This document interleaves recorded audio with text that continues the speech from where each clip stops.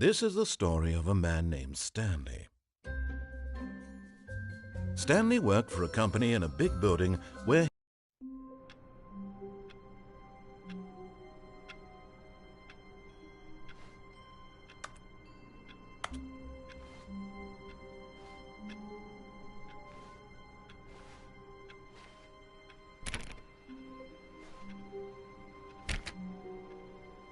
all of his co-workers were gone. What could it mean? Stanley decided to go to the meeting room. Perhaps he had simply missed a memo. Oh, please. Are you really just doing this for the trophy? Click a door 5 times? Is that all you think a trophy is worth? No. I can't just give these merits away for such little effort. A measly 5 clicks? Now, suppose you were to click the door 20 times. I would say that's the kind of effort that warrants recognition.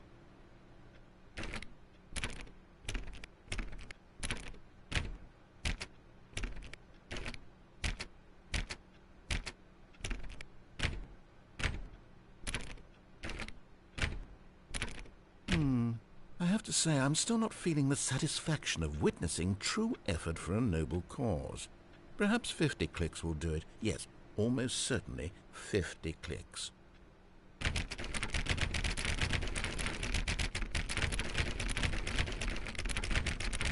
No. I'm still not feeling it. I want this trophy to have meant something. It has to be a true reward for valiant effort. I want to see some hustle, Stanley. I want to see commitment, a willingness to go all the way no matter the cost. Why don't you go put 20 clicks into door number 417?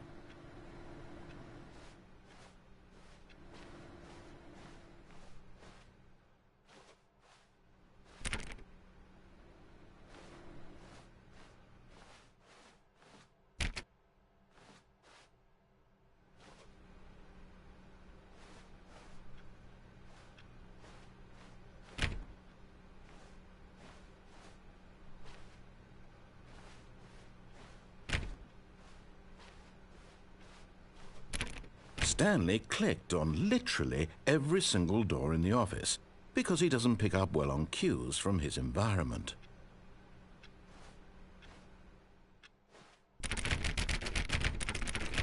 Oh, great! Now, go click a few times on door 437.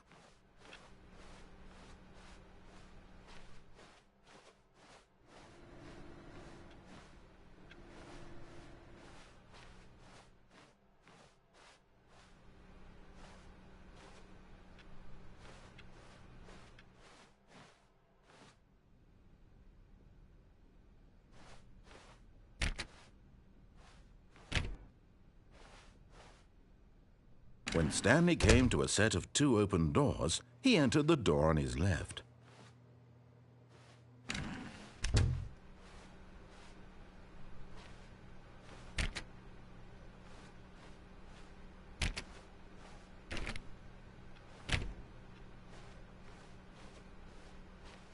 Yet there was not a single person here either. Feeling a wave of disbelief, Stanley decided to go up to his boss's office, hoping he might find an answer there. Stanley stepped into the broom closet, but there was nothing here, so he turned around and got back on track.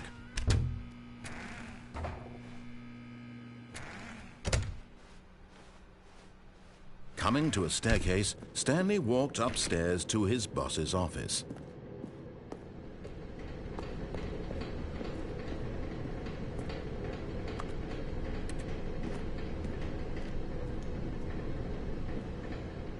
But Stanley just couldn't do it. He considered the possibility of facing his boss. Admitting he had left his post during work hours, he might be fired for that. And in such a competitive economy, why had he taken that risk? All because he believed everyone had vanished? His boss would think he was crazy. And then something occurred to Stanley. Maybe, he thought to himself, maybe I am crazy. All of my co-workers blinking mysteriously out of existence in a single moment for no reason at all? None of it made any logical sense. And as Stanley pondered this, he began to make other strange observations. For example, why couldn't he see his feet when he looked down? Why did doors close automatically behind him wherever he went? And for that matter, these rooms were starting to look pretty familiar. Were they simply repeating? No, Stanley said to himself, this is all too strange. This can't be real. And at last, he came to the conclusion that had been on the tip of his tongue. He just hadn't found the words for it. "I'm dreaming!" he yelled. "This is all a dream." Oh, what a relief Stanley felt to have finally found an answer, an explanation. His co-workers weren't actually gone. He wasn't going to lose his job. He wasn't crazy after all. And he thought to himself, I suppose I'll wake up soon. I'll have to go back to my boring real-life job pushing buttons. I may as well enjoy this while I'm still lucid. So he imagined himself flying and began to gently float above the ground. Then he imagined himself soaring through space on a magical starfield, and it too appeared. It was so much fun, and Stanley marveled that he had still not woken up. How was he remaining so lucid? And then perhaps the strangest question of them all entered Stanley's head. One he was amazed he hadn't asked himself sooner. Why is there a voice in my head dictating everything that I'm doing and thinking? Now the voice was describing itself being considered by Stanley, who found it particularly strange. I'm dreaming about a voice describing me, thinking about how it's describing my thoughts, he thought. And while he thought it all very odd and wondered if this voice spoke to all people in their dreams, the truth was that, of course, this was not a dream. How could it be? Was Stanley simply deceiving himself, believing that if he's asleep, he doesn't have to take responsibility for himself? Stanley is as awake right now as he's ever been in his life. Now, hearing the voice speak these words was quite a shock to Stanley. After all, he knew for certain, beyond a doubt, that this was in fact a dream.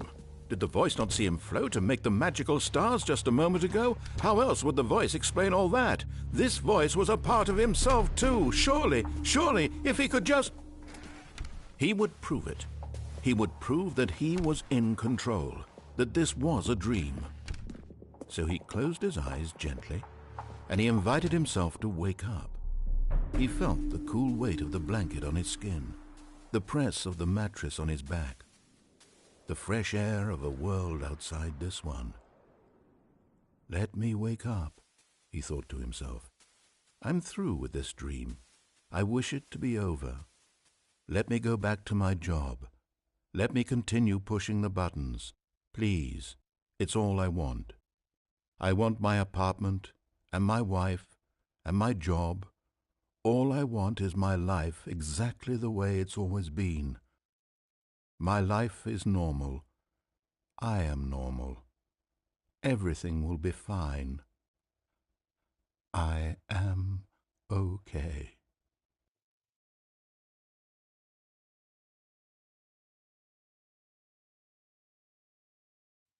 Stanley began screaming. Please, someone, wake me up. My name is Stanley.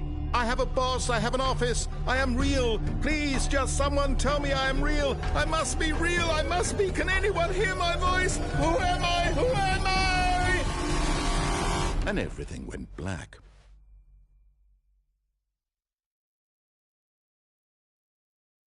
This is the story of a woman named Mariella. Mariella woke up on a day like any other. She arose, got dressed, gathered her belongings, and walked to her place of work. But on this particular day, her walk was interrupted by the body of a man who had stumbled through town talking and screaming to himself, and then collapsed dead on the sidewalk. And although she would soon turn to go call for an ambulance, for just a few brief moments she considered the strange man. He was obviously crazy. This much she knew. Everyone knows what crazy people look like. And in that moment, she thought to herself how lucky she was to be normal. I am sane. I am in control of my mind. I know what is real and what isn't. It was comforting to think this, and in a certain way, seeing this man made her feel better. But then she remembered the meeting she had scheduled for that day, the very important people whose impressions of her would affect her career, and by extension, the rest of her life. She had no time for this. So it was only a moment that she stood there, staring down at the body. And then she turned and ran.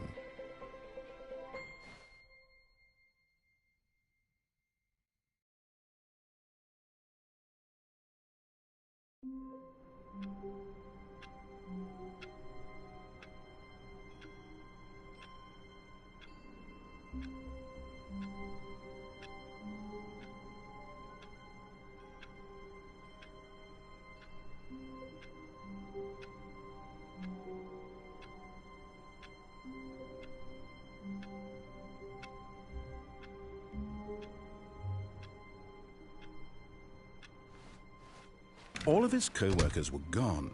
What could it mean? Stanley decided to go to the meeting room. Perhaps he had simply missed a memo. Oh, please. Are you really just doing this for the trophy? Click a door 5 times? Is that all you think a trophy is worth? No. I can't just give these merits away for such little effort. A measly 5 clicks? Now, suppose you were to click the door 20 times. I would say that's the kind of effort that warrants recognition.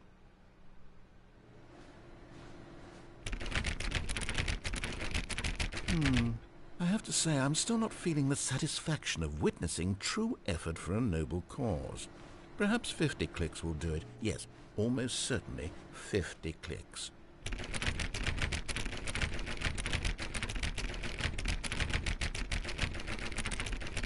No, I'm still not feeling it. I want this trophy to have meant something. It has to be a true reward for valiant effort. I want to see some hustle, Stanley. I want to see commitment, a willingness to go all the way no matter the cost. Why don't you go put 20 clicks into door number 417?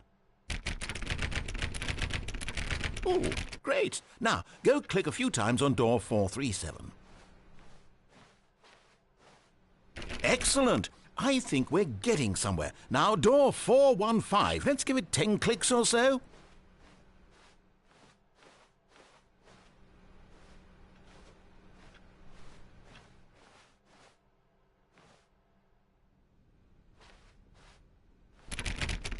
Now, back to door number 437.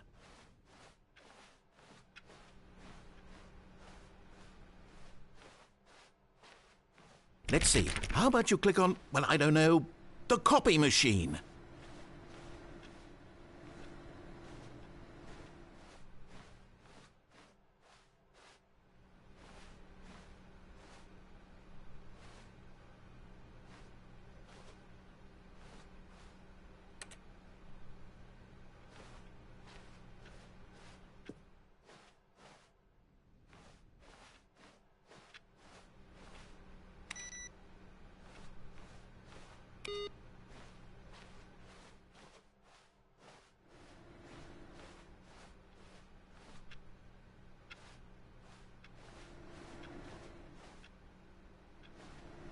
All right, back to room 417. I'm really feeling it now. I think we're getting somewhere.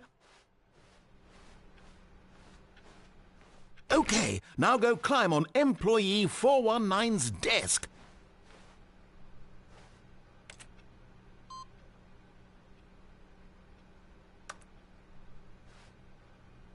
Yes! This is great! You're putting it all on the line, Stanley. I like that. All right, let's keep it up. Go give me a few clicks on door 416. We've almost got it! Now the copy machine, do that one again!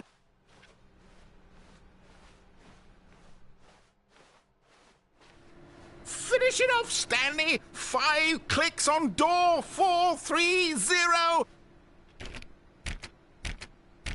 Yes! We did it!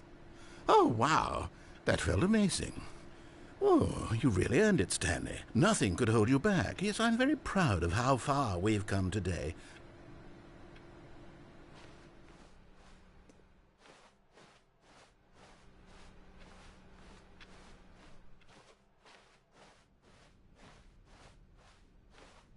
When Stanley came to a set of 2 open doors, he entered the door on his left. Yet there was not a single person here either. Feeling a wave of disbelief, Stanley decided to go up to his boss. Oh, no. Oh, no, no, no, no, no, no, no, no, no, no, not again. I won't be part of this. I'm not going to encourage you. I'm not going to say anything at all. I'm just going to be patient and wait for you to finish whatever it is you enjoy doing so much in this room. Please take your time.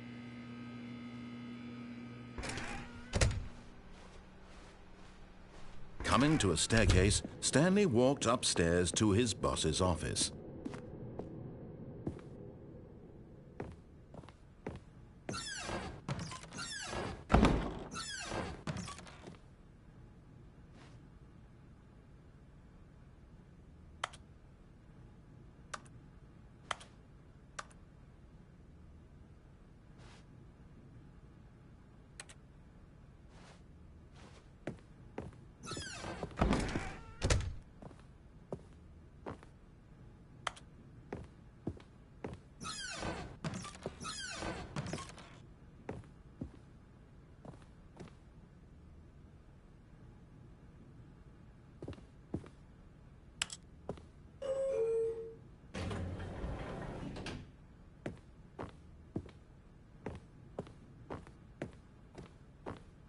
Stepping into his manager's office, Stanley was once again stunned to discover not an indication of any human life. Shocked, unraveled, Stanley wondered in disbelief who orchestrated this. What dark secret was being held from him? What he could not have known was that the keypad behind the boss's desk guarded the terrible truth that his boss had been keeping from him. And so the boss had assigned it an extra secret PIN number, 2845. But of course, Stanley couldn't possibly have known this.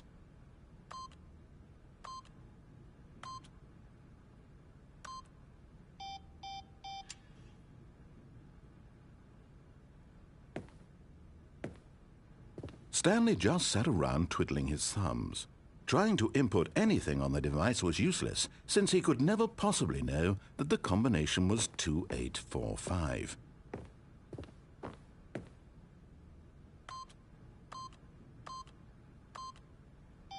"2845.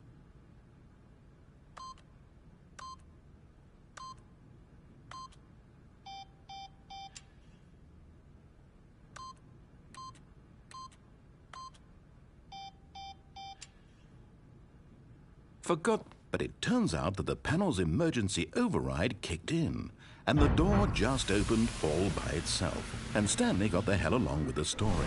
Well, whoop-de-doo.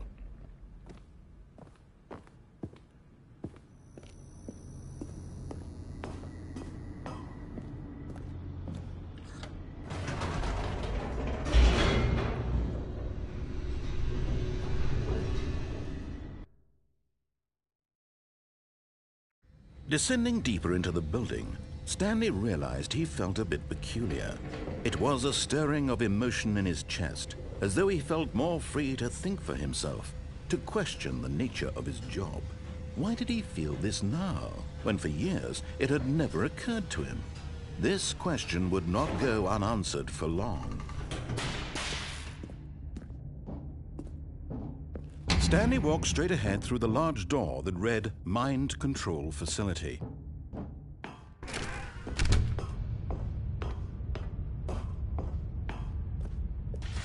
The lights rose on an enormous room packed with television screens.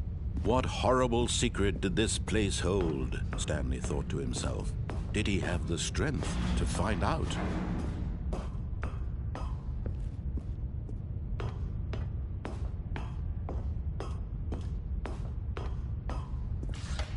Now the monitors jumped to life, their true nature revealed. Each bore the number of an employee in the building, Stanley's co-workers. The lives of so many individuals reduced to images on a screen, and Stanley, one of them, eternally monitored in this place where freedom meant nothing. This mind control facility, it was too horrible to believe. It couldn't be true. Had Stanley really been under someone's control all this time? Was this the only reason he was happy with his boring job? That his emotions had been manipulated to accept it blindly? No. He refused to believe it. He couldn't accept it. His own life in someone else's control? Never. It was unthinkable. Wasn't it? Was it even possible? Had he truly spent his entire life utterly blind to the world? But here was the proof. The heart of the operation. Controls labeled with emotions. Happy, or sad, or content. Walking, eating, working. All of it monitored and commanded from this very place. And as the cold reality of his past began to sink in, Stanley decided that this machinery would never again exert its terrible power over another human life. For he would dismantle the controls once and for all. Oh, Stanley, you didn't just activate the controls, did you? After they kept you enslaved all these years, you go and you try to take control of the machine for yourself. Is that what you wanted? Control? Oh, Stanley, I applaud your effort, I really do. But you need to understand, there's only so much that machine can do. You were supposed to let it go, turn the controls off, and leave. If you want to throw my story off track, you're going to have to do much better than that. I'm afraid you don't have nearly the power you think you do. For example, and I believe you'll find this pertinent, Stanley suddenly realized he had just initiated the network's emergency detonation system. In the event that this machine is activated without proper DNA identification, nuclear detonators are said to explode, eliminating the entire complex. How long until detonation then? Let's say, 2 minutes. Ah, now this is making things a little more fun, isn't it, Stanley? It's your time to shine. You are the star. It's your story now. Shape it to your heart's desires. Oh, this is much better than what I had in mind. What a shame we have so little time left to enjoy it. Mere moments until the bomb goes off. But what precious moments each one of them is. More time to talk about you, about me, where we're going, what all this means. I barely know where to start. What's that? You'd like to know where your co-workers are? A moment of solace before you're obliterated? All right, I'm in a good mood. You're gonna die anyway. I'll tell you exactly what happened to them. I erased them. I turned off the machine. I set you free. Of course, that was merely in this instance of the story. Sometimes when I tell it, I simply let you sit there in your office forever, pushing buttons endlessly and then dying alone. Other times, I let the office sink into the ground, swallowing everyone inside, or I let it burn to a crisp. I have to say this, though, this version of events has been rather amusing. Watching you try to make sense of everything and take back the control wrested away from you, it's quite rich. I almost hate to see it go. But I'm sure whatever I come up with on the next go-around will be even better. My goodness, only 34 seconds left. But I'm enjoying this so much. You know what? To hell with it. I'm going to put some extra time on the clock, why not? These are precious additional seconds, Stanley. Time doesn't grow on trees. Oh dear me, what's the matter, Stanley? Is it that you have no idea where you're going or what you're supposed to be doing right now? Or did you just assume when you saw that timer that something in this room was capable of turning it off? I mean, look at you. Running from button to button, screen to screen, clicking on every little thing in this room. These numbered buttons, no, these colored ones. Or maybe this big red button, or this door.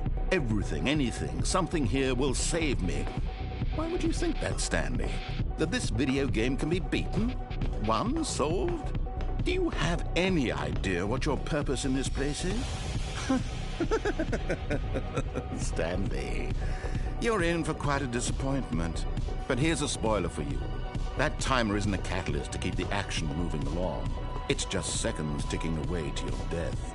You're only still playing instead of watching a cutscene because I want to watch you for every moment that you're powerless. To see you made humble. This is not a challenge. It's a tragedy. You wanted to control this world, that's fine.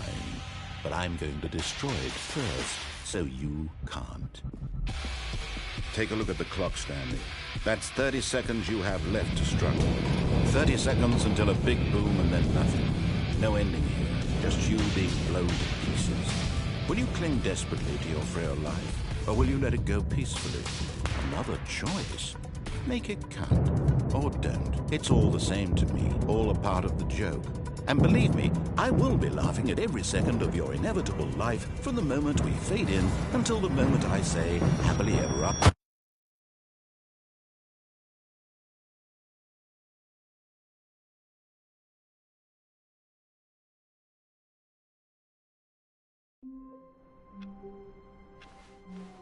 All of his co-workers were gone. What could it mean? Stanley decided to go to the meeting room. Perhaps he had simply missed a memo.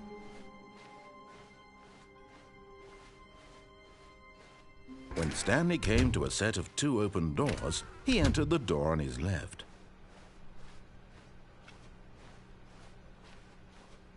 Yet there was not a single person here either. Feeling a wave of disbelief, Stanley decided to go up to his boss's office, hoping he might find an answer there.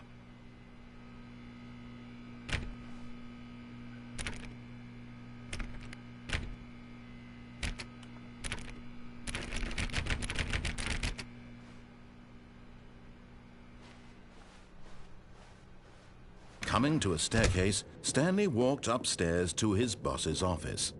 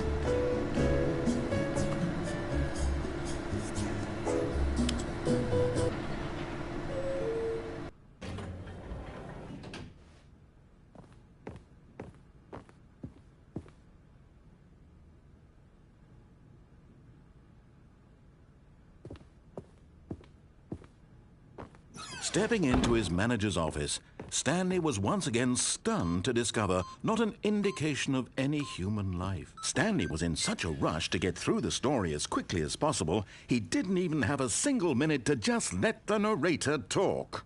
That kind of anxiety isn't healthy, so he relaxed for a few moments with some calming New Age music.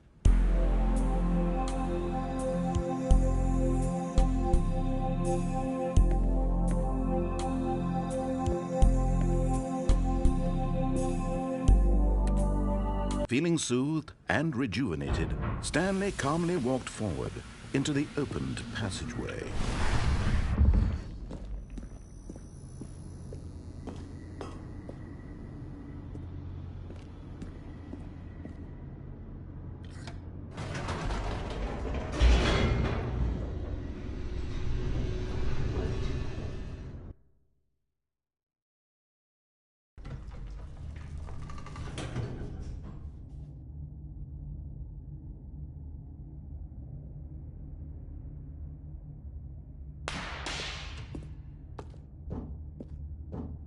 Stanley walked straight ahead through the large door that read Mind Control Facility.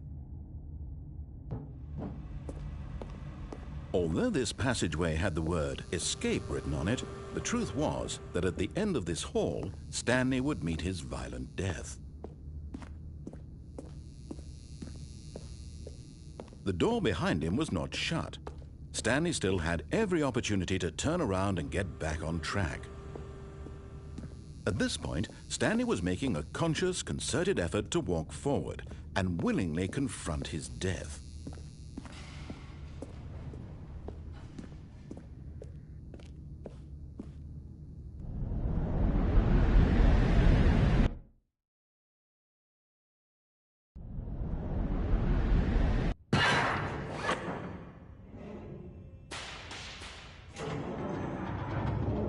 As the machine whirred into motion and Stanley was inched closer and closer to his demise, he reflected that his life had been of no consequence whatsoever. Stanley can't see the bigger picture. He doesn't know the real story, trapped forever in his narrow vision of what this world is. Perhaps his death was of no great loss, like plucking the eyeballs from a blind man. And so he resigned and willingly accepted this violent end to his brief and shallow life. Farewell, Stanley.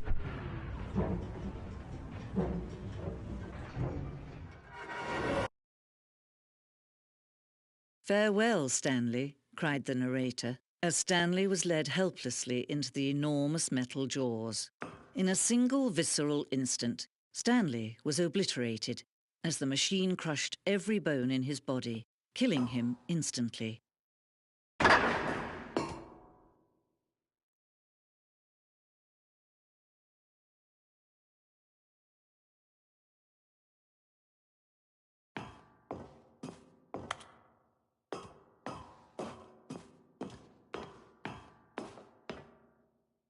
And yet it would be just a few minutes before Stanley would restart the game, back in his office, as alive as ever. What exactly did the narrator think he was going to accomplish?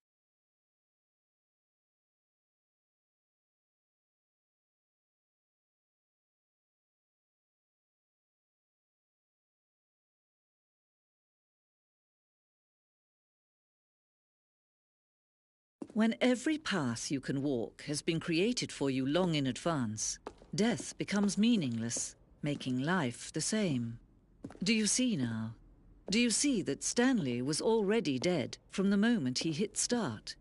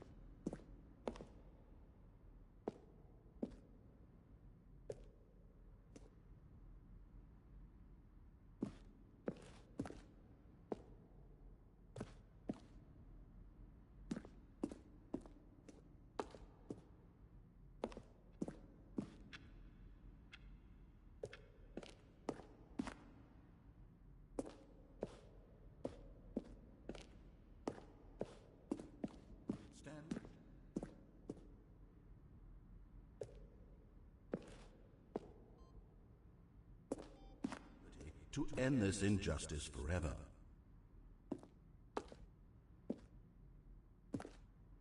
Stanley walked over the bridge. Let's see. Stanley walked through the green door.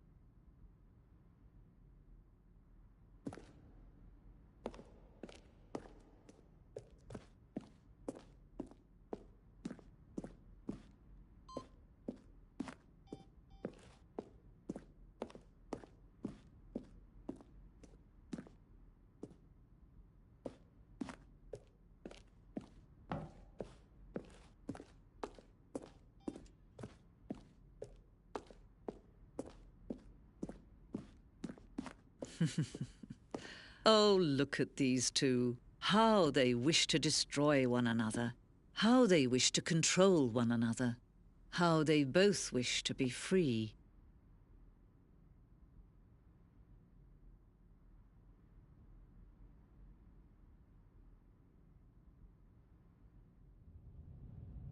Can you see? Can you see how much they need one another? No, perhaps not. Sometimes these things cannot be seen. But listen to me. You can still save those two. You can stop the program before they both fail. Turn off your PlayStation. There's no other way to beat this game.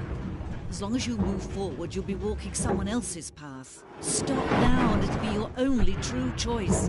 Whatever you do, choose it. Don't let time choose for you. Don't let...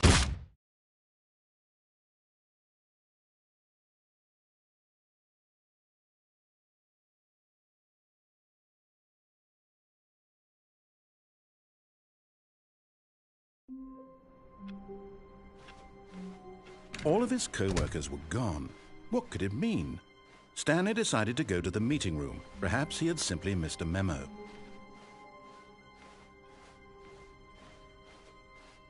When Stanley came to a set of 2 open doors, he entered the door on his left.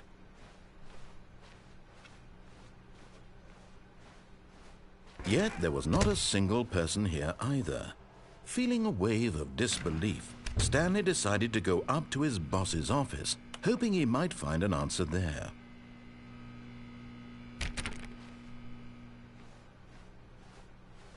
Coming to a staircase, Stanley walked upstairs to his boss's office.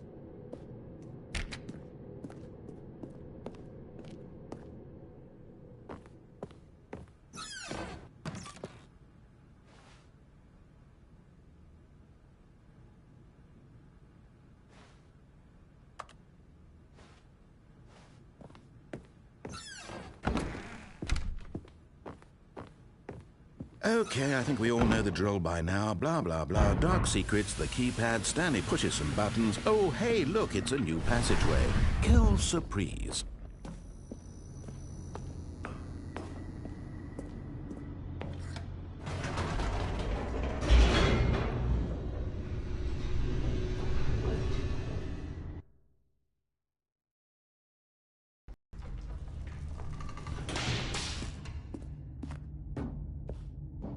Stanley walked straight ahead through the large door that read Mind Control Facility. Although this passageway had the word escape written on it, the truth was that at the end of this hall, Stanley would meet his violent death. The door behind him was not shut. Stanley still had every opportunity to turn around and get back on track. At this point, Stanley was making a conscious, concerted effort to walk forward and willingly confront his death.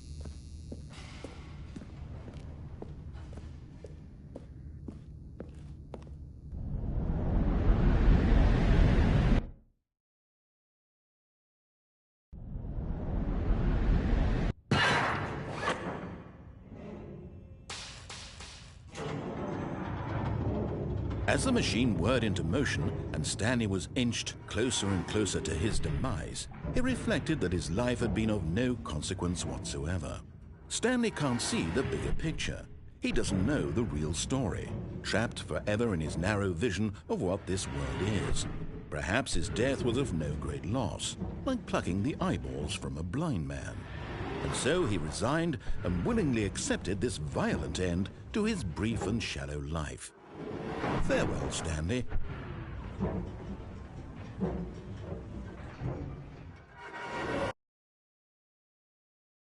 Farewell, Stanley, cried the narrator, as Stanley was led helplessly into the enormous metal jaws.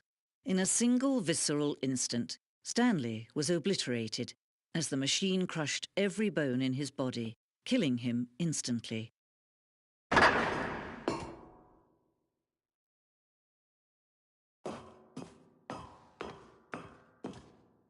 And yet it would be just a few minutes before Stanley would restart the game, back in his office, as alive as ever. What exactly did the narrator think he was going to accomplish? When every path you can walk has been created for you long in advance, death becomes meaningless, making life the same. Do you see now? Do you see that Stanley was already dead from the moment he hit start?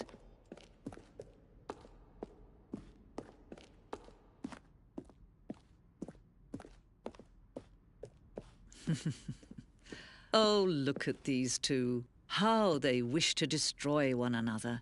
How they wish to control one another. How they both wish to be free.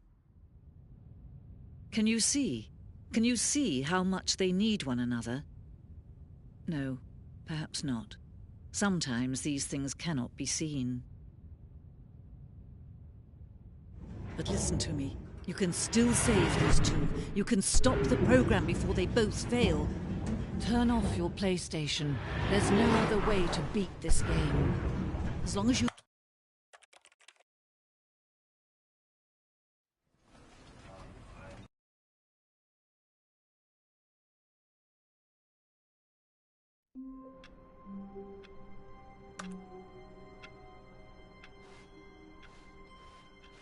All of his co-workers were gone. What could it mean? Stanley decided to go to the meeting room. Perhaps he had simply missed a memo.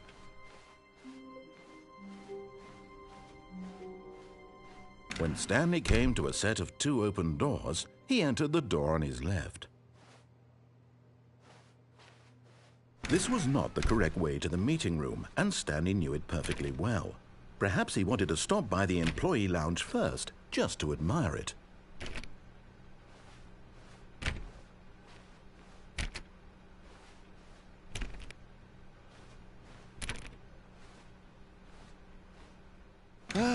Yes, truly a room worth admiring. It had really been worth the detour after all, just to spend a few moments here in this immaculate, beautifully constructed room. Stanley simply stood here, drinking it all in.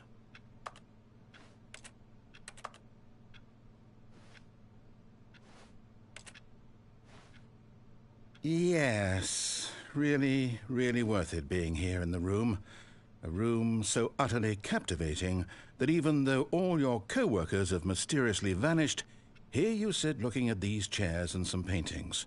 Really worth it.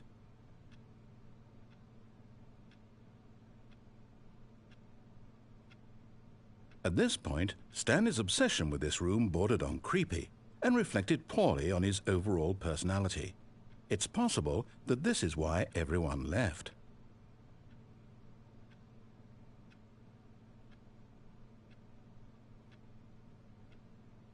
Stanley sat around waiting for more dialogue, but when a long time had passed and there was no more, he decided that the game was trying to send him a message.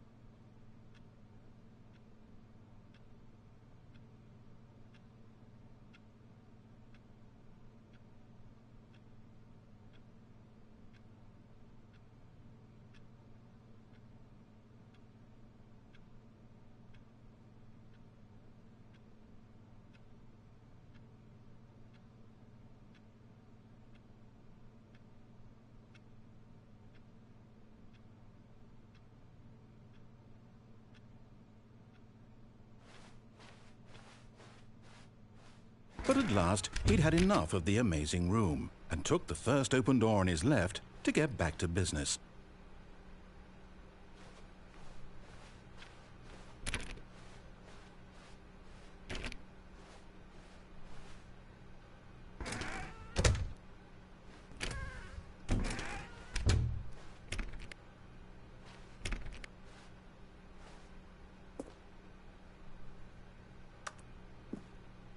Stanley was so bad at following directions, it's incredible he wasn't fired years ago.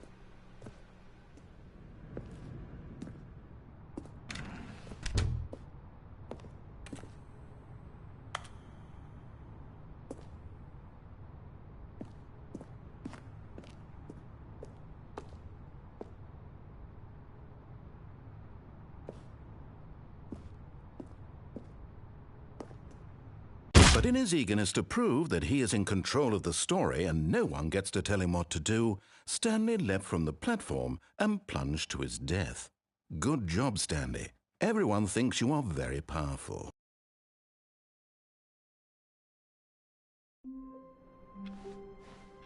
All of his co-workers were gone.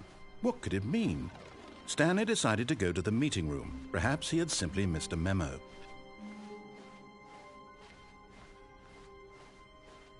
When Stanley came to a set of 2 open doors, this was not the correct way to the meeting room, and Stanley knew it perfectly well.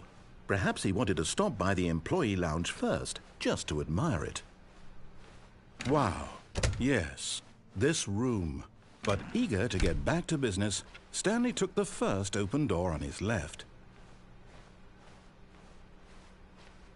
Stanley was so bad at following directions, it's incredible he wasn't fired years ago.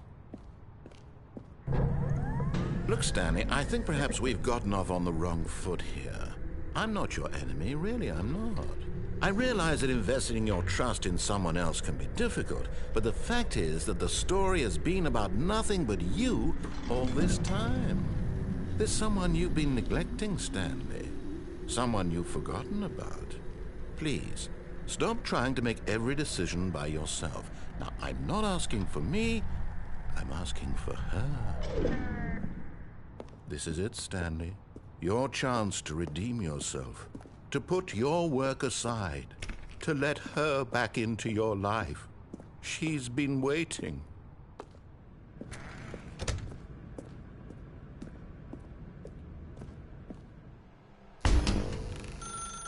That's her, Stanley.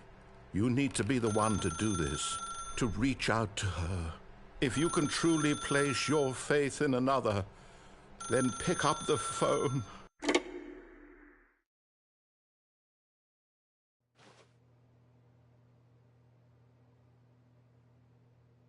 Oh, Stanley, is that you?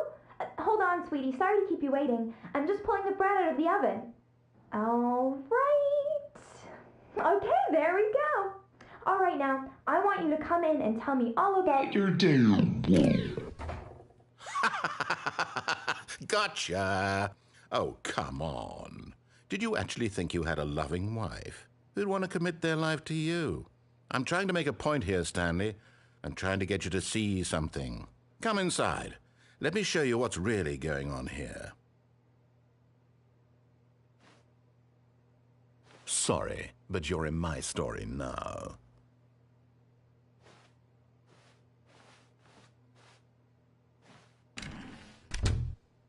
This is a very sad story about the death of a man named Stanley.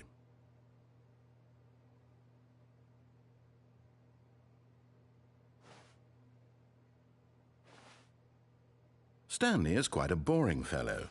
He has a job that demands nothing of him, and every button that he pushes is a reminder of the inconsequential nature of his existence. Look at him there, pushing buttons, doing exactly what he's told to do. Now he's pushing a button. Now he's eating lunch. Now he's going home. Now he's coming back to work. One might even feel sorry for him, except that he's chosen this life. But in his mind, in his mind he can go on fantastic adventures. From behind his desk, Stanley dreamed of wild expeditions into the unknown. Fantastic discoveries of new lands. It was wonderful. and each day that he returned to work was a reminder that none of it would ever happen to him. And so he began to fantasize about his own job.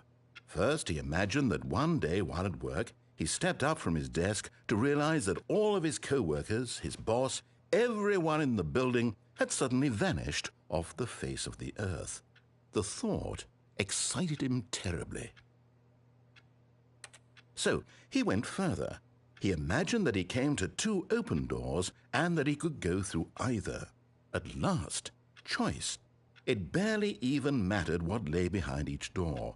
The mere thought that his decisions would mean something was almost too wonderful to behold. As he wandered through this fantasy world, he began to fill it with many possible paths and destinations. Down one path lay an enormous round room with monitors and mind controls. And down another was a yellow line that weaved in many directions. And down another was a game with a baby. And he called it the Stanley Parable. It was such a wonderful fantasy, and so in his head he relived it again, and then again, and again, over and over, wishing beyond hope that it would never end, that he might always feel this free. Surely there's an answer down some new path, mustn't there be? Perhaps if he played just one more time. But there is no answer. How could there possibly be? In reality, all he's doing is pushing the same buttons he always has. Nothing has changed. The longer he spends here, the more invested he gets, the more he forgets which life is the real one. And I'm trying to tell him this, that in this world he can never be anything but an observer, that as long as he remains here, he's slowly killing himself. But he won't listen to me. He won't stop. Here, watch this. Stanley, the next time the screen asks you to push a button, do not do it.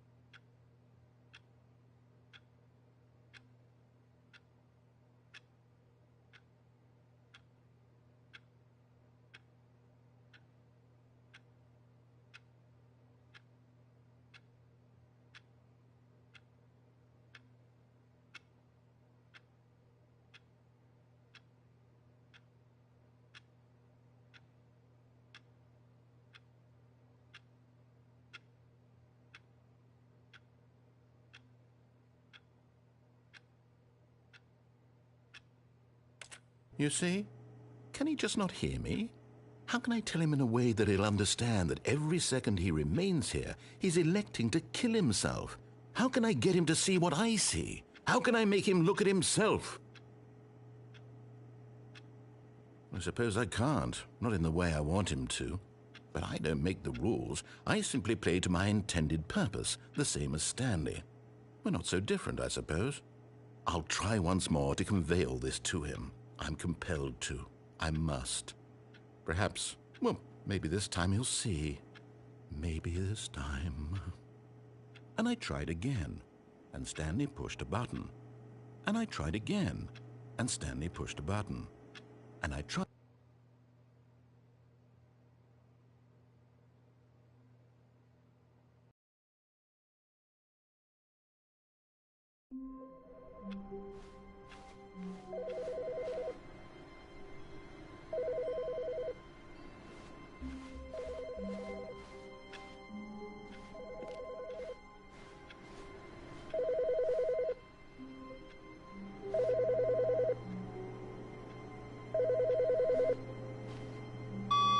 Hello. This is a recorded message scheduled either by you or a person in your place of work. The purpose of this message is to warn you about the dangers of recorded messages. If at any time you believe you are listening to a recorded message, please terminate it immediately and cease all flow of information from the recorded message into your perceptual sphere. Thank you, and have a pleasant day.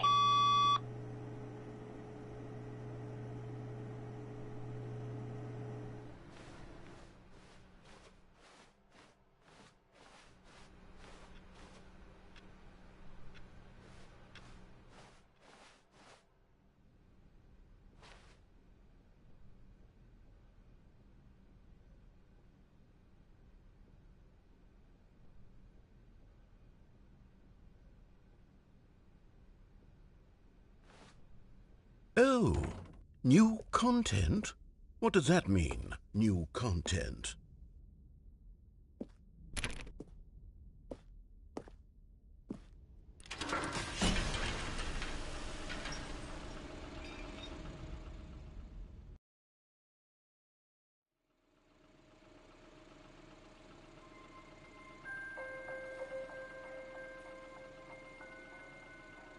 Hello, and thank you for playing the Stanley Parable Ultra Deluxe. As you may know, the Stanley Parable was a video game released in 2013 on home computers. After receiving critical and commercial success, it was expanded upon in 2022 with the Stanley Parable Ultra Deluxe, a reimagining of the game for consoles and home computers. The Stanley Parable Ultra Deluxe features exciting new content that broadens and expands the world of the Stanley Parable, delighting audiences the world over. Please, step inside and see what thrilling new adventures await in the Stanley Parable Ultra Deluxe. Oh, well, this sounds delightful. I'm very excited to see the thrilling new Ultra Deluxe content. Okay, so far it's an elevator. Nothing special yet, but I'm sure it's just the beginning of a mesmerizing adventure.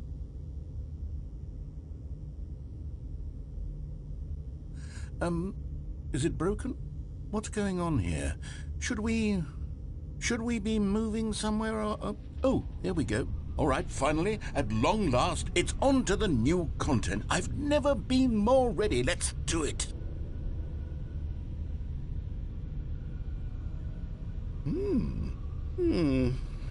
I have to say, initial impressions of Stanley Parable Ultra Deluxe, mostly tedious. It's as if Oh, okay. Let's see the content. Give me the content, Stanley.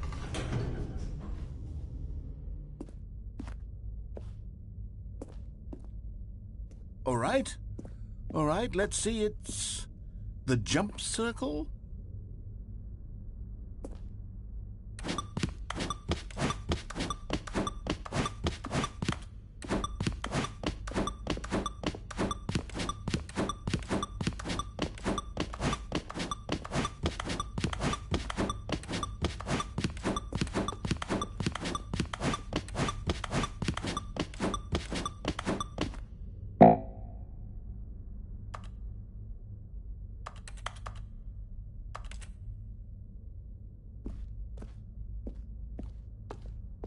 Is that it?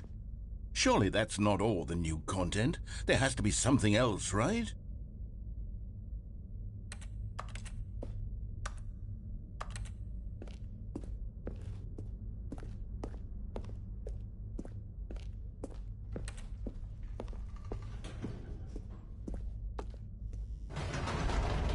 Goodness, another elevator. Stanley, I have to say, initial impressions of this game are not positive. It's just elevators and jumping.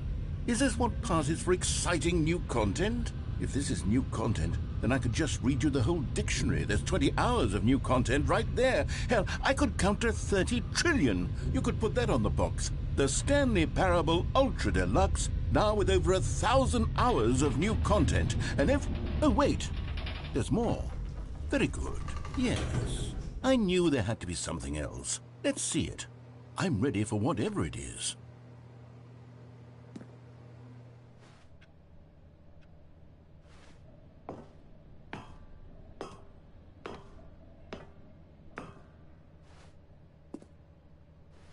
That's it? Oh, you've got to be kidding me. You see, Stanley? This is what happens when greedy video game developers with no respect for their fan base rush a cheap expansion to market for no reason other than to make an easy dollar. And don't get me started on the level of craftsmanship that's gone into it. In fact, I'm looking right now at the game's trophies, and it's hard to believe one of them actually says, "Test trophy, please ignore." What quality assurance department signed off on this? I'm infuriated and I'm offended, and I intend to find these people on Twitter and hold them personally accountable. It's my fault, Stanley. I built up too much anticipation around the new content, I'm afraid. It could never have lived up to such expectations. If you're still with me, why don't we just reset the game, and we'll try to get back to what the Stanley Parable is really about. No frills, no gimmicks. Just you and me having a great time together like always. What do you say, friend?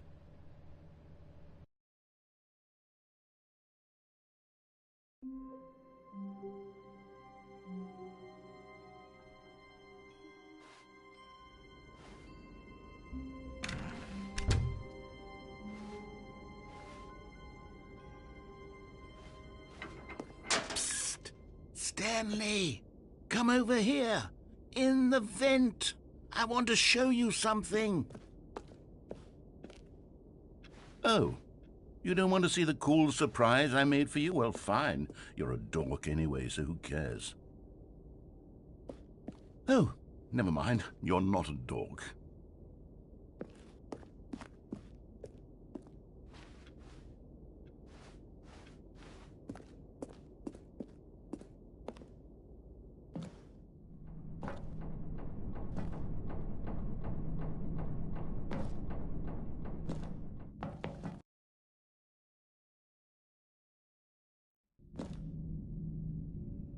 Okay, you remember how cheap and unsatisfying the new Ultra Deluxe content turned out to be? Well, it got me thinking about the past, and how much better the Stanley Parable used to be. So I made something special and tucked it away here where the game's developers won't find it. Just our little secret. Take a look.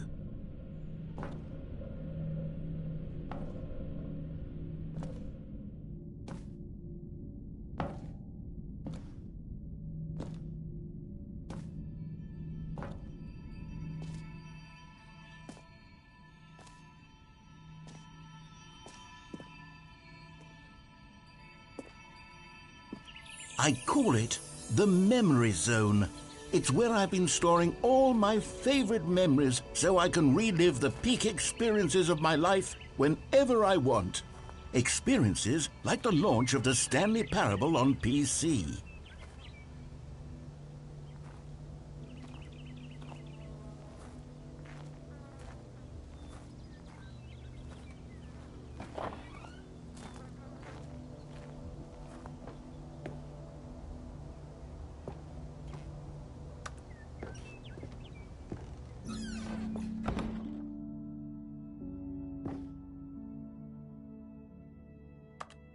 You see, Stanley, doesn't the Memory Zone remind you of how wonderful Stanley Parable was before it was sullied with a cheap PlayStation port? Remember back in October of 2013 when the game originally launched? Back then, video games had integrity. Back then, it all meant something. Oh, the waste.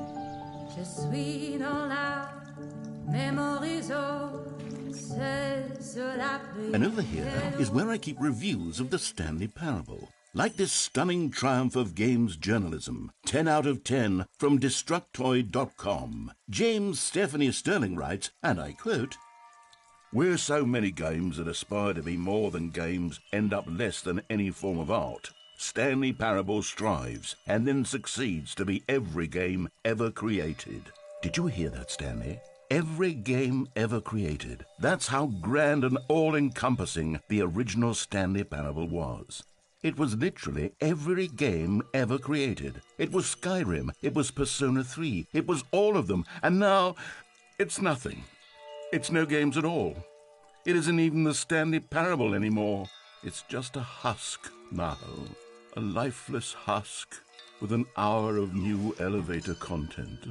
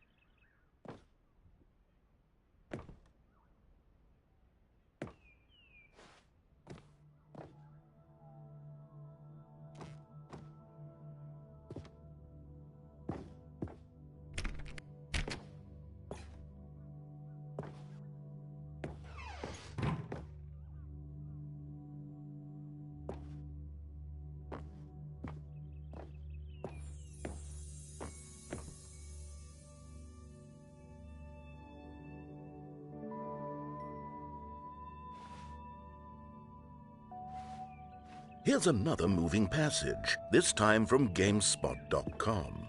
The Stanley Parable is both a richly stimulating commentary on the nature of choice in games and one that offers some of the most enjoyable, surprising, and rewarding choices I've ever been confronted with in a game. 9 out of 10. Don't you get it, Stanley? The game was perfect. It didn't need anything else. It didn't need new content. All they had to do was transport it in pristine condition along to the PlayStation. Boom, done. And they couldn't even do that. Couldn't resist the urge to go meddling with a beloved franchise.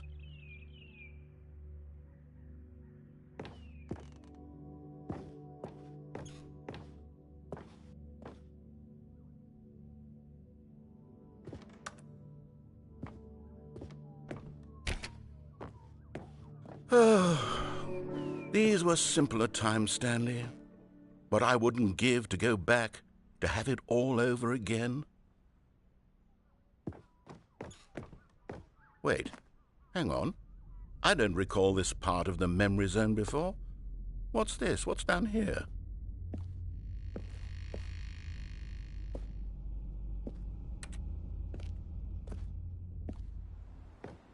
Oh, no. Oh, God, no, Stanley. It's a collection of reviews from Pressurized Gas, the extremely popular online storefront for computer games. I haven't looked at these in years. I can't even imagine what's been collecting down here. Surely these reviews were glowing as well, weren't they?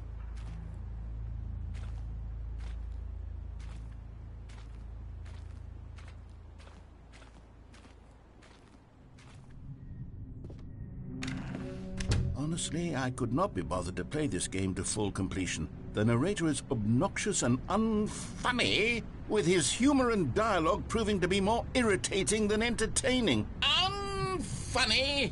I'm not trying to be funny. I'm trying to make a serious work of art. I suppose I could write up a handful of gags to insert into the Stanley Parable, but the game is already such a densely layered web of profound philosophical insights that I can't even imagine where I'd have the room to stick them.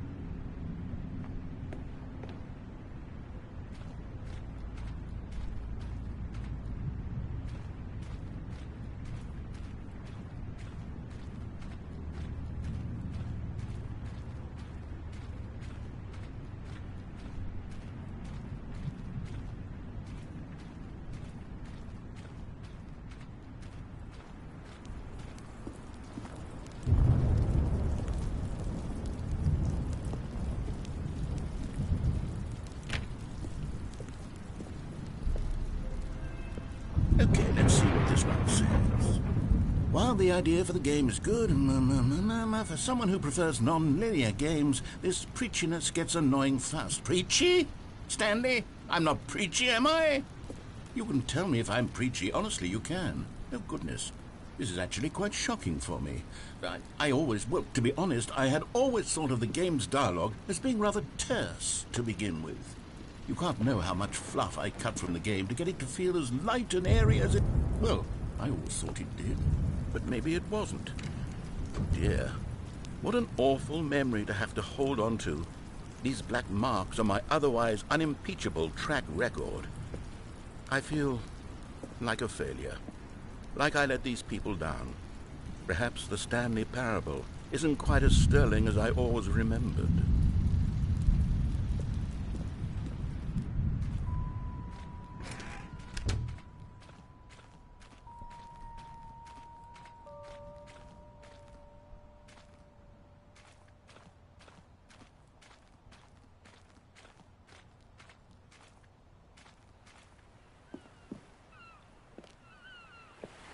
What's this one got to say?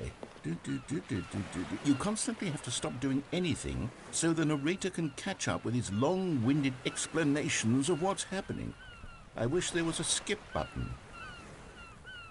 A skip button? Well, yes. Yes, I think we can do that. If I'm truly too preachy, then maybe letting you skip ahead for just a moment, surely it couldn't hurt.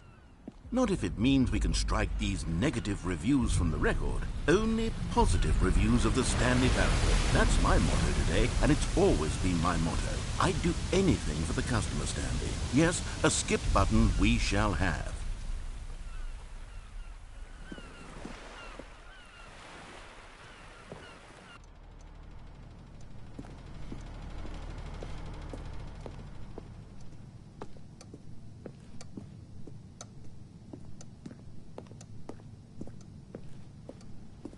And here it is. Go ahead and give it a shot. I'll pop you forward in time so that the second my incessant droning starts to bore you, with just the push of a button, you'll have zipped right past it. It's what the players have been asking for, and I'm very proud to have delivered. No more listening to me rambling on and on and on. No, no, no, no. The Stanley Parable is a game for the people. And if the people want silence, then by goodness, that's what they're going to get.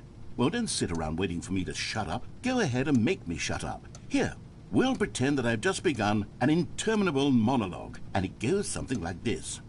The story and the choices, or what have you, and therefore by becoming it is, so on and so forth, until inevitably we all until the end of time, at which time everything all at once, so now you see, blah blah blah blah blah blah blah blah blah blah blah blah blah blah blah. We've eaten too much and it can't be just yet, no, until 245. But the logic of elimination working backwards, the deduction therefore becomes impossible to manufacture. It went on for nearly 10,000 years, until just yesterday, here and there, forward and back, and never a moment before lunchtime. It can't be. It's the only thing there is. How many billions left until so much more than forever ago? Which is why I say... the story and the choices, or what have you, and therefore by becoming it is, so on and so forth, until inevitably we all until the end of time, at which time everything all at once, so now you see, blah blah blah blah blah blah blah blah blah blah blah blah blah blah blah. We've eaten too much and it can't. Oh, you're back, you see. You were only frozen in time for a few minutes, but it was plenty of time for me to deliver a long, rambling monologue full of unnecessary verbal flourishes and lengthy ruminations on the nature of choice in video games. Of course, I happen to believe it was perhaps one of my more profound such ruminations. Not that, of course, you need a description of it, but if I had to describe it, I'd say it was perhaps less of a rumination and more of a treatise. Or maybe a manifesto. Look, I'll outline it for you very briefly, and you can tell me what you think. Okay, so my theory is that any choice you've ever made is simply a series of choices made by the person who you are, or were, or will be at the time of having made said choice. That is to say, if by articulating a choice you've already made, you bring that choice into being, then by making no choice and saying nothing, are you not simply erecting in the sanctuary of time a monument to every person you've ever been, making every choice to which you've ever given your great gift of mortal and yet timeless thought? Or rather, do all of the choices you've ever made, in fact, make you more not this kind of person, and in fact do the very opposite? You see, it could in fact be both of these things at once, that you are both making choices and not making choices, and that they are both affecting you and not affecting you at the same time by virtue of the fact that you both are and are not making them. Okay, at first, I was leaning towards manifesto, but now I'm going to circle around and slap the treatise label on this one. I think it has much more of a treatise vibe to it. But wouldn't you say that manifesto just has a much grander sort of tone? It has a mouthfeel that is rich with ambition and history. Ambitious history, if you will. See, now you've gotten me going back to manifesto. Heavens, at this rate, we're going to be here all day. Okay, look, I have a method for exactly this sort of situation, and I do find myself in this situation frequently. I'm going to say each word back and forth in repeated succession until I become sick of one or the other, in which case the word I am not sick of shall be the victor. It is an unimpeachable strategy, Stanley. It's rescued me from disaster in countless situations. All right, here we go. Treatise, manifesto. Treatise, manifesto. Treatise, manifesto. Treatise, manifesto. Treatise, manifesto. Treatise, manifesto. Treatise, manifesto. Treatise, manifesto. Treatise, manifesto. Treatise, manifesto. Treatise, manifesto. Treatise. Well, there, sport. You really did catch me rambling on a bit, didn't you? But that's the power of the button. The minute I start to go off on a thoughtless display of self-absorption, it's right at your fingertips to go poof, and it's all over. I can't wait to see what Cookie 9 will say about this, and whether they'll edit the rating of their pressurized gas review, or at least change some of the wording, perhaps. To be honest, I don't even know if one can change their review in the first place. I guess I should become better educated on how exactly pressurized gas works. Perhaps that would have been a smart thing to check on before I went on about this whole exercise of making the skip button. Although I have to imagine that after seeing this exciting new technology at work, surely whoever it is who runs pressurized gas will instantly run out and implement a new feature to make it possible to edit one's review merely because of this very situation. Yes, I think that's quite likely. Or perhaps they'll simply grant this particular user the ability to change their review so that the feature is not widely abused. Look, I would even be okay with pressurized gas altering this particular review so that it reads as something more beneficial. From the ashes of depravity rises the phoenix of quality. How else to describe the Stanley Parable Ultra Deluxe? Such a revolutionary step forward in the lineage of one of the most beloved video game properties of all time. The additions and changes made to this expansion will surely resonate in the annals of the history of all media ever made. It is perhaps true to say that no mistakes are forever etched in stone, for the stone into which the Stanley Parable was carved has itself been transmuted, offering a message of hope to those who have ever erred in their judgment. You are not beyond redemption. You may change, and you may become more, so much more than you were before. If there is any message to be taken from the Stanley Parable Ultra Deluxe, it is this. What a fortune, a privilege, a joy it is to have had such an experience. It leaves me hopeful that as a community, as a world, there is time for us to become our greatest selves, as great as we ever could dream of in our wildest, most ambitious visions for a brighter future. Wow. Now, Stanley, that's a review. It's perfect. It's the perfect review. It's the review I've always dreamed of receiving. I have to read it again. It's simply too wonderful. I have to experience this just one more time. From the ashes of depravity rises the phoenix of quality. How else to describe the Stanley Parable Ultra Deluxe? Such a revolutionary step forward in the lineage of one of the most beloved video game properties of all time. The additions and changes made to this expansion will surely resonate in the annals of the history of all media ever made. It is perhaps true to say that no mistakes are forever etched in stone, for the stone into which the Stanley Parable was carved has itself been transmuted, offering a message of hope to those who have ever erred in their judgment. You are not beyond redemption.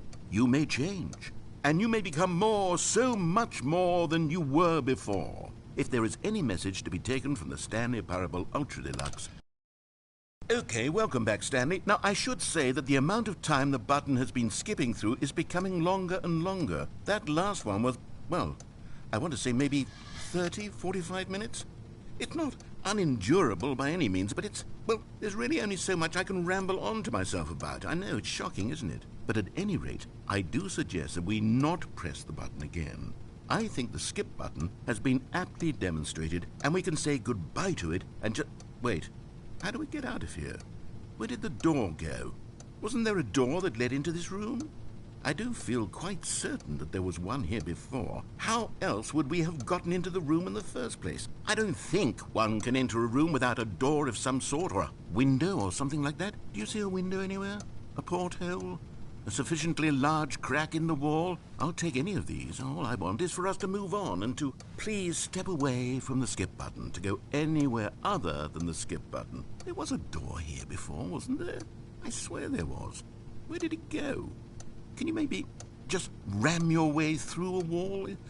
Is there any possibility that you could, say, slam your body into the wall until enough damage is done for you to be able to leave?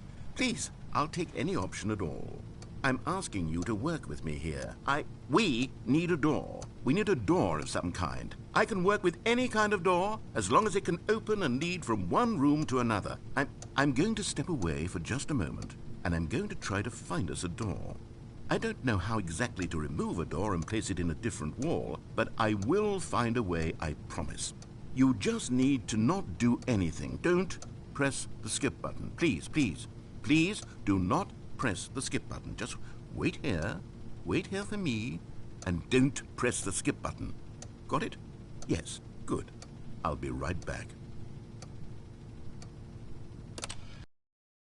Stanley! Stanley, please don't push the button again. It's been 12 hours. You've just been frozen there.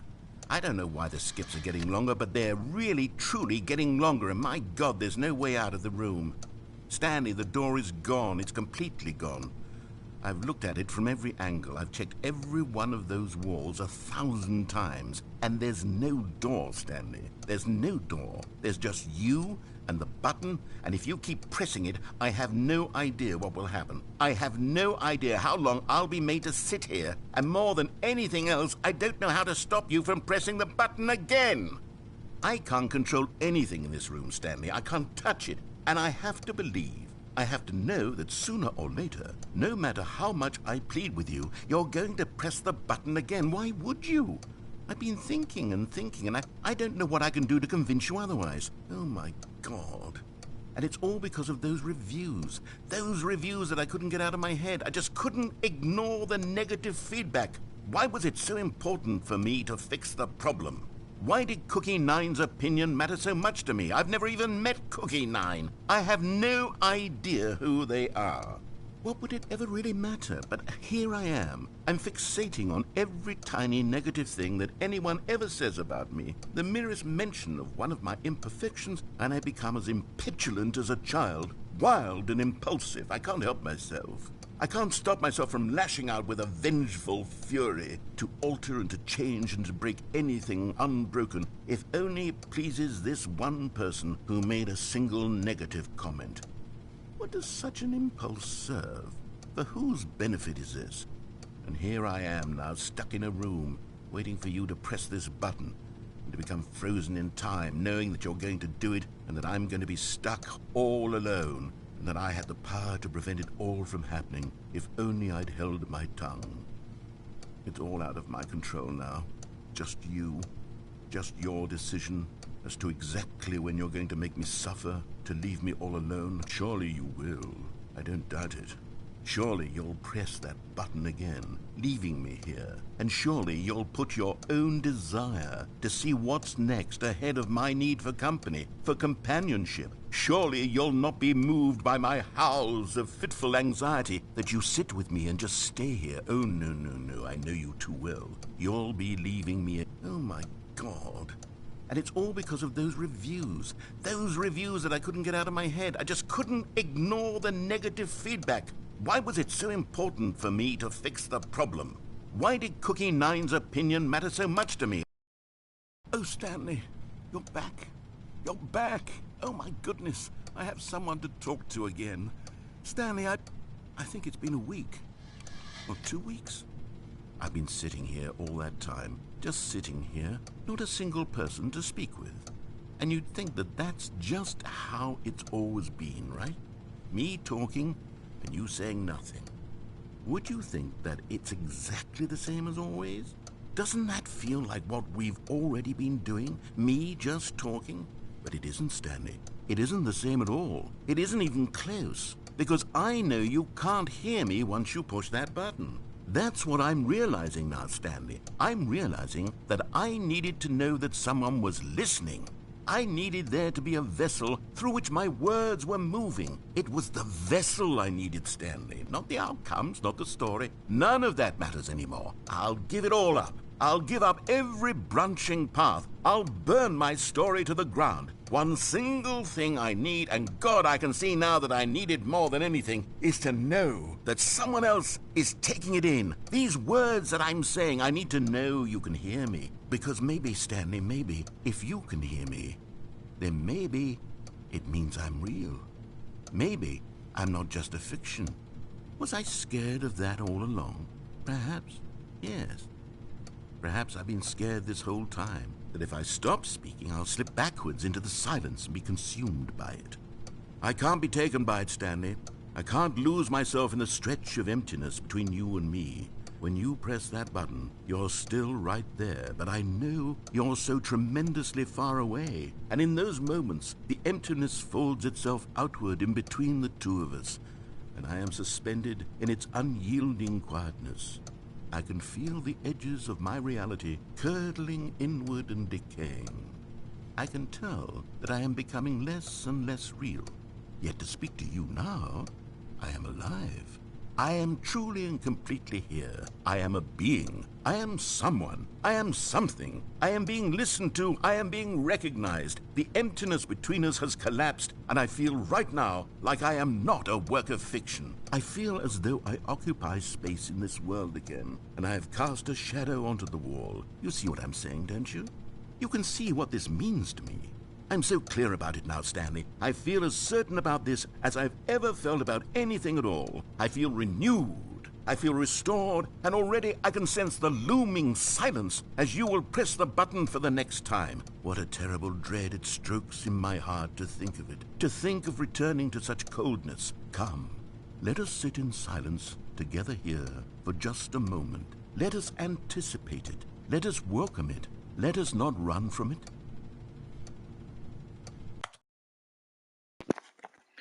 Unfortunately, my cat needs to go for a walk, so I'm going to pause the stream here and pick it back up when she's done.